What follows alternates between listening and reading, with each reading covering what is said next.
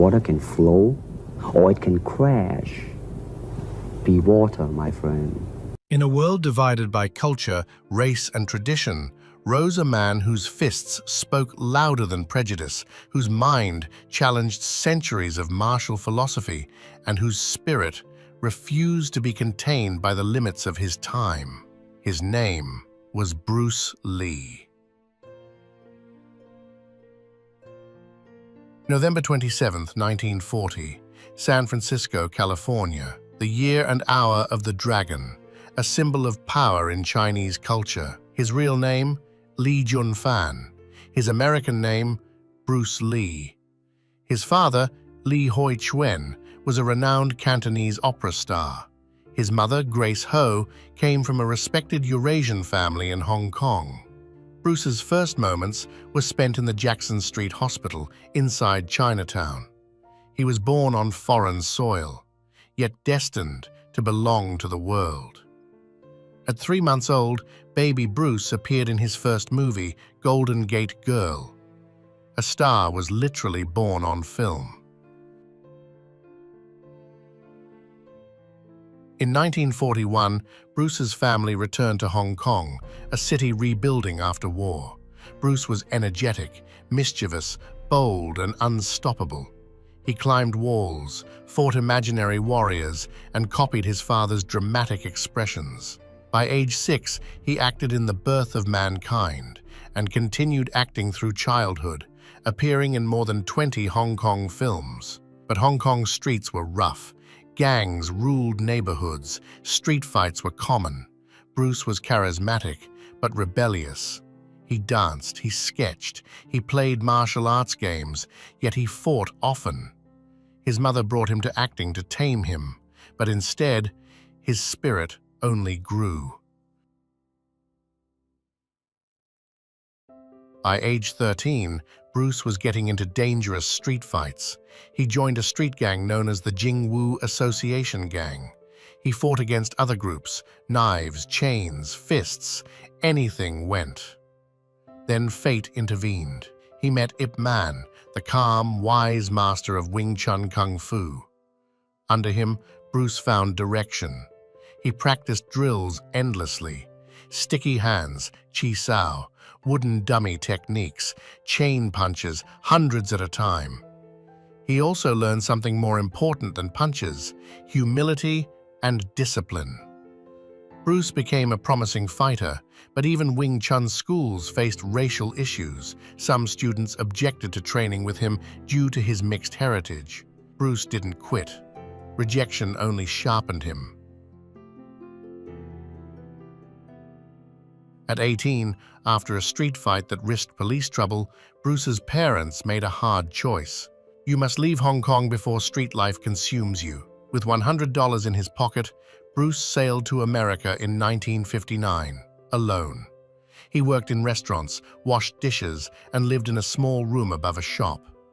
He enrolled at Edison Technical School, then attended University of Washington to study drama and philosophy. He read books on psychology, self-improvement, religion, and martial arts. He believed the mind must be trained as much as the body. Bruce also taught martial arts to survive, first in parks and backyards, then in proper schools. Soon, students gathered not just for fighting, but for wisdom. Empty your mind. Be formless, shapeless, like water. Bruce wasn't teaching tradition. He taught speed, practicality, efficiency. He challenged rigid styles that focused on form over function. If it works, use it. If it doesn't, discard it. He fought in underground matches. He challenged martial limits. He questioned old beliefs. And he developed a system that would shake the world. Jeet Kune, the way of the intercepting fist. Modern, fluid, adaptive, the earliest form of MMA, decades before UFC existed. He blended Wing Chun boxing, Western fencing, footwork, judo wrestling, street combat tactics. Bruce was evolving into a warrior philosopher. Bruce married Linda Emery in 1964. Together they had 2 children, Brandon and Shannon. Bruce continued teaching. His schools in Seattle, Oakland, and Los Angeles grew quickly. Hollywood noticed. He first got small roles, then landed his iconic breakthrough, The Green Hornet, 1966. Bruce played Kato, the masked martial arts sidekick. Though the show lasted only 1 season, Bruce became a sensation. Kids pretended to be Kato, not the main hero. Yet Hollywood held him back. Asian actors weren't leading men. Bruce was told his accent wasn't marketable. He proposed The Warrior, a show based on his life. Hollywood stole the idea and produced Kung Fu, but cast a white actor. Heartbroken, Bruce realized America saw his skills, but not his worth. Then, Hong Kong called. Bruce returned to Hong Kong in 1971 and found something unexpected. He was already a legend there. People remembered Kato. He walked the streets surrounded by fans. Golden Harvest offered him a movie deal. Raw, violent, real martial arts. It shattered box office records. Bruce was no longer a sidekick. He was a hero. Fist of Fury, 1972. He fought racism, honor, and injustice, another historic hit. Way of the Dragon, 1972, written and directed by Bruce. Final fight scene, Bruce Lee versus Chuck Norris in the Roman Colosseum. A legendary moment in cinema. Bruce had become Asia's biggest star. Hollywood came back begging. Warner Brothers funded Enter the Dragon, the first major Hollywood Hong Kong martial arts film. Bruce demanded control, authenticity, and cultural respect. He choreographed every scene, every movement, every philosophy line. We need emotional content, not anger. The movie blended action, philosophy, identity, and spirit. It was destined to make him a global phenomenon, but fate intervened. July 20th, 1973, age 32. Bruce Lee died suddenly in Hong Kong. Official cause, cerebral edema, brain swelling. Speculations, heat stroke, allergic reaction, assassination, ancient curse. Rumors spread like wildfire. Millions cried. Shops closed. Cities stood silent.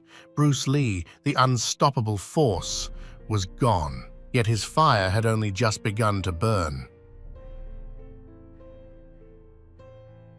Bruce Lee's contribution to the world revolutionized martial arts, introduced real Asian representation in global cinema, pioneered modern MMA philosophy, inspired fitness culture and athletic training, broke racial stereotypes, left timeless philosophical teachings. He proved one person, determined, disciplined, fearless, could move continents. He taught the world not just to fight, but to live with purpose. The key to immortality is living a life worth remembering. Bruce Lee lived that life.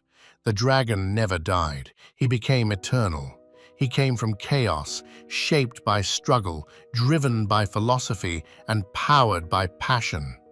In 32 short years, he achieved what most men cannot in a lifetime. Bruce Lee did not just make films, he made history. And though his body returned to Earth, his spirit became legend. Thank you for joining me in revisiting his remarkable life.